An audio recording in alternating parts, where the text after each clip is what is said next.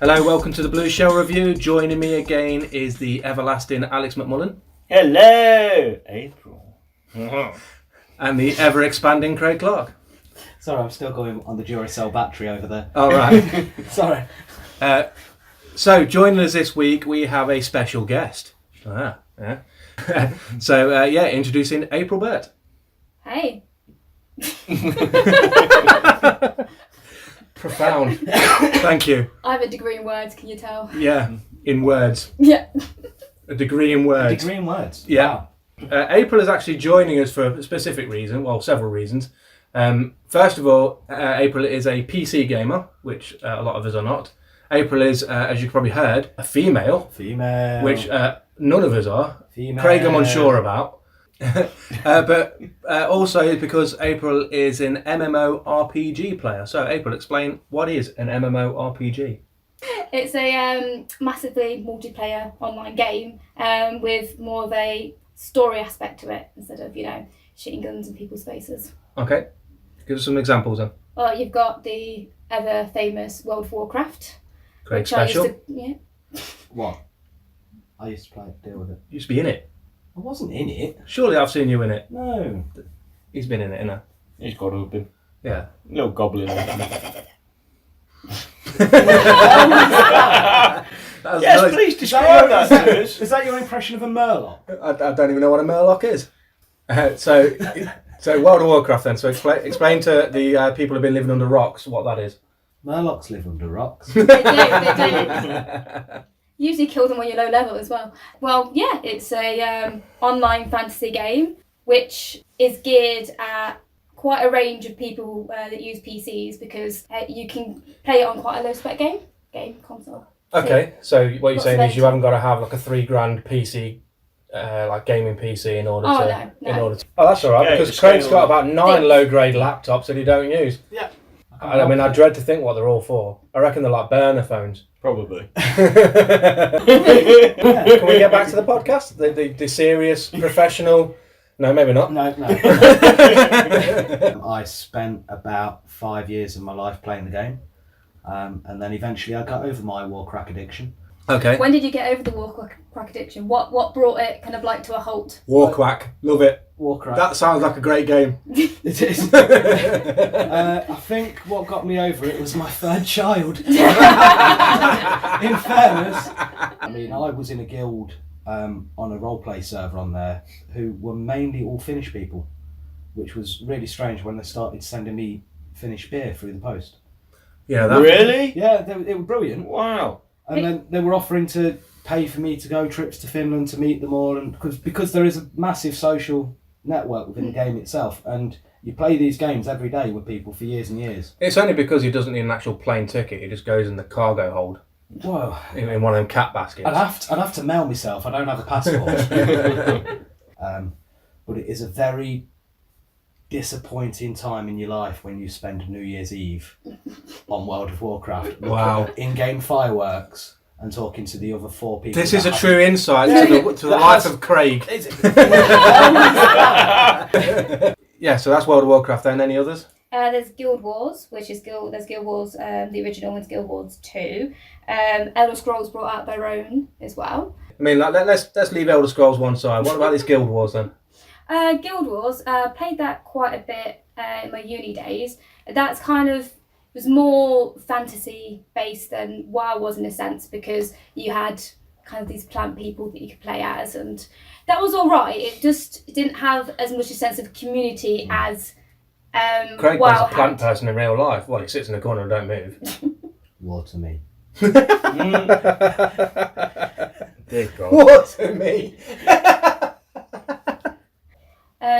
Guild Wars is a very beautiful game and very visually striking at some points. Unlike WoW, which when you have to have the graphics quite low, you can't really see the texture.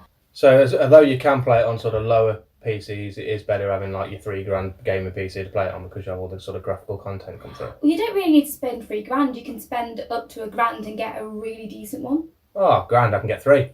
Well, I think we're ready for Guess the Sound. Right. Guess the sound. Guess the sound.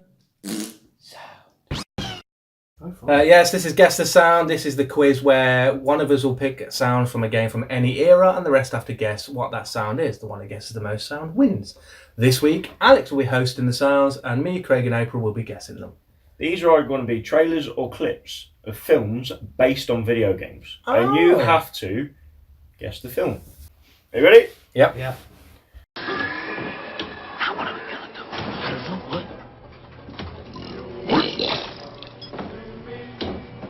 Listen. You'll get it really. What? It's not Super Mario Bros, is it? It is. Oh, I play a love little that I was film. going to say That that. was the Goombas in the lift. I was going to say it right at the beginning when I heard the coin. Yeah. And then you went, that ain't it. So I went, well, it's not Super Mario Bros. No, I didn't say that. All I've heard said so that game far is that way. whispering. Yeah. I was just That's why we're all thinking like horror games and I stuff. love that film. Hated that Well done, film. Greg. Yeah, so 1-0 to Craig. You ready? Now you look like bison troopers. Oh, Street Fighter. Why so Right, this So one. 2-0. This place is completely cut off. Silent Hill. Had no idea what's going Well done. Silent Hill. Hey! Smashed You it. up there! So 2-1 to April. Bless I'm a her. police officer! My Silent Hill. weakest weakness is quizzes. Right. This one is a trailer. Okay.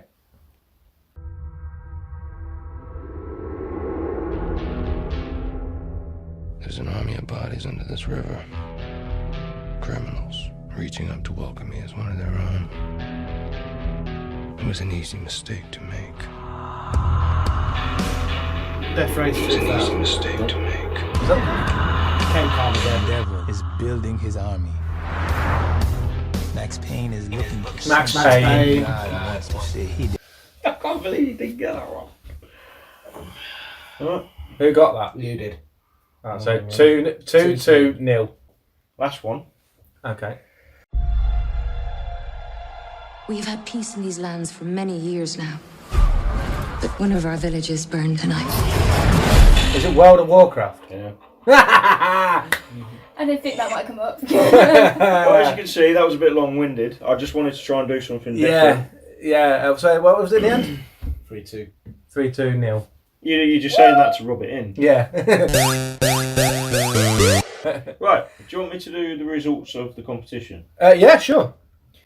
So just to remind people, the competition was set a few weeks ago where we had to download a game that cost less than £4, review it, post the review, and then the amount of sort of traffic that we had through that review is how we got our points. So likes, shares, comments, all things like that, views, that sort of thing. So All I know is I'm getting the wooden spoon. so Craig reviewed Jazz's Arty Party. Yep. Matt reviewed Bastion, and I reviewed Goosebumps the game. That is correct. So I'll go into it a bit deeper. So Craig decided that he was going to do a written review, and it was a very detailed review and well written, and I found it highly amusing. I never read it. Matthew and Chris decided to do YouTube videos based on their games. Chris doing Goosebumps, and it had a bit of acting. Chris's was very entertaining, and he even had a guest star on there, Ariel Ryder. She's a friend of the show. And also, Matt did Bastion, and his was a player's guide. He's going through it, explaining the pros and cons of it, and he was very impressed with the game. So check those videos out on YouTube, and check Craig's review out on Facebook. Unfortunately, Craig only got 10 points, and that was for one comment. And that was me to tag him in it to say that I put it on Facebook. Score. So it's between me and Matt then. Right. Oh, it's tense. And Drum roll, please. the winner was Matthew. Yes, there is a God. That poor woman you stalked and pestered. Oh, there is a God. Only joking. It was Christopher. Yeah. Matthew got it on YouTube. On Facebook, he didn't have any because he didn't tag it on Facebook. He got 4 likes and 1 comment, equaling 30 points. Well, can I just say, thank you for people that sort of liked and shared and all that for me. I hope you enjoyed the video. Also, He's got to thank his mum. with with Matt not being here, he actually sent us a little message to sort of punctuate the moment. So I'll just play that message for you. Just a swizz in it. Just conned all the way. So, yeah, whatever.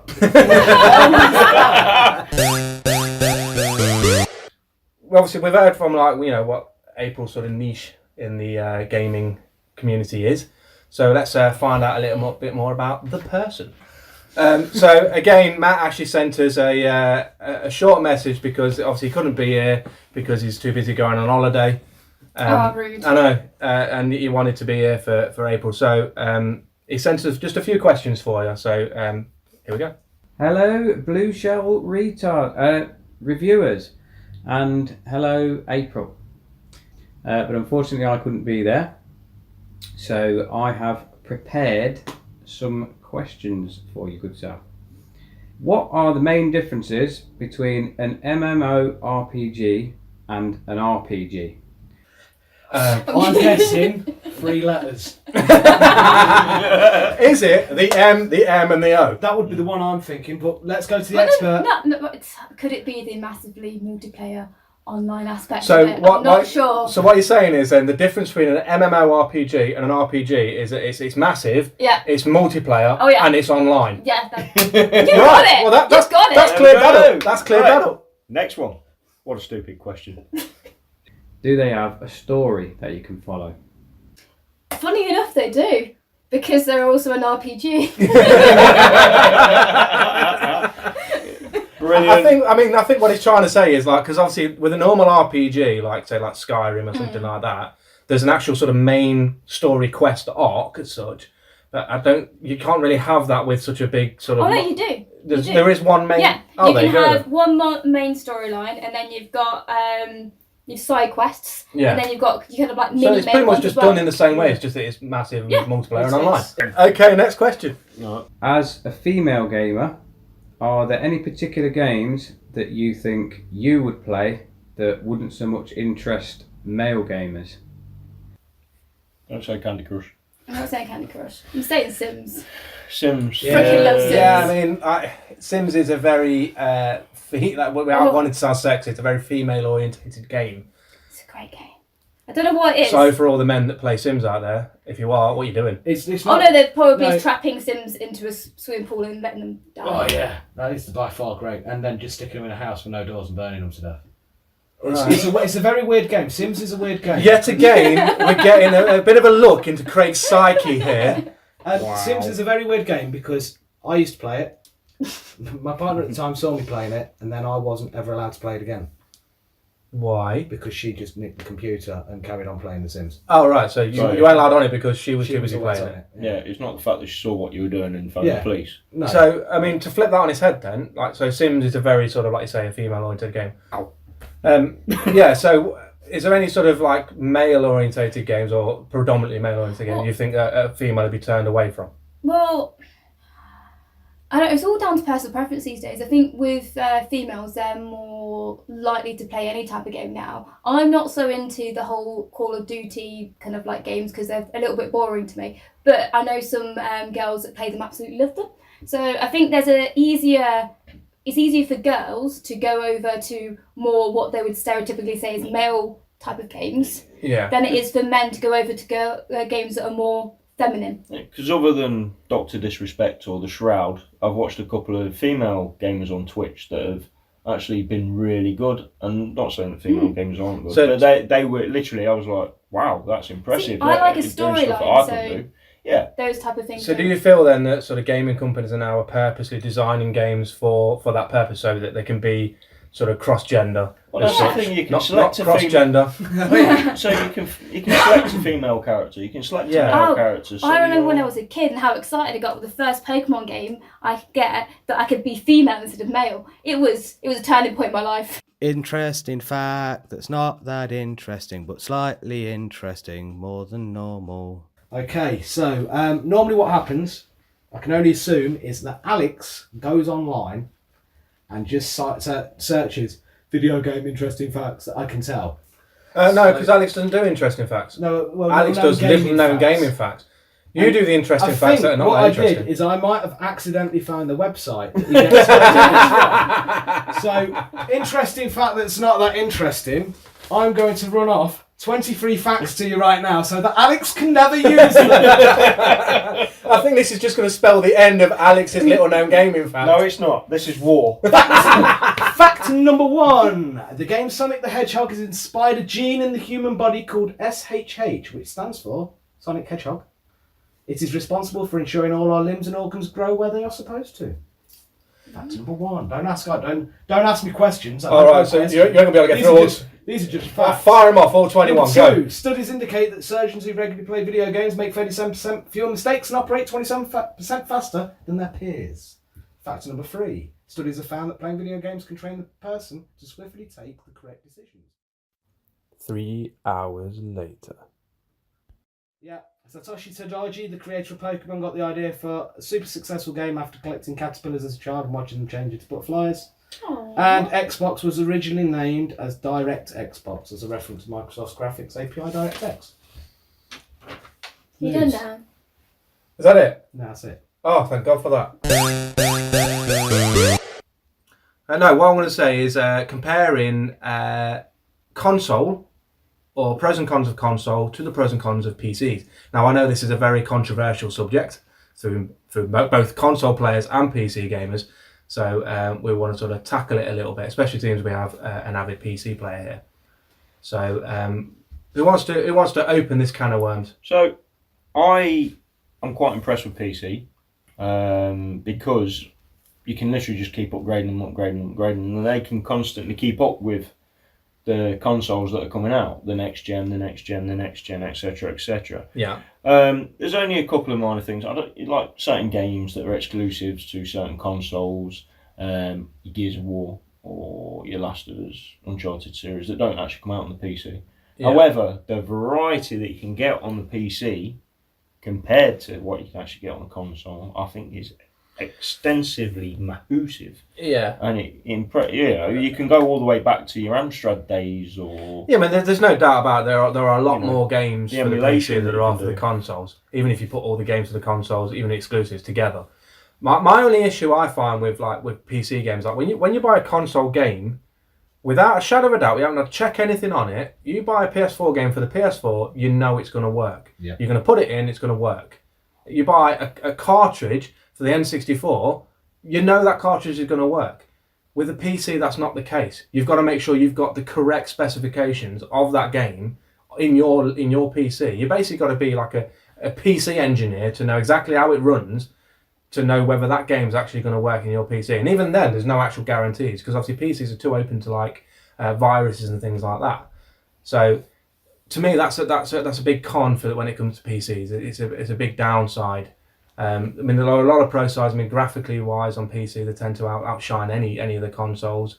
But then sometimes you have to sacrifice graphical content in order to get the gameplay running smooth, whereas you don't have to do that on consoles. You can get websites where it does check your PC and lets you know if you can play a game or not, or what quality you can play at as well. Okay. And but that doesn't help you if you're already stood in the shop. We're picking up a fair, copy of the latest PC game, going, I wonder if that works in my console, in my PC. I've never bought a game and not been able to play it on my PC.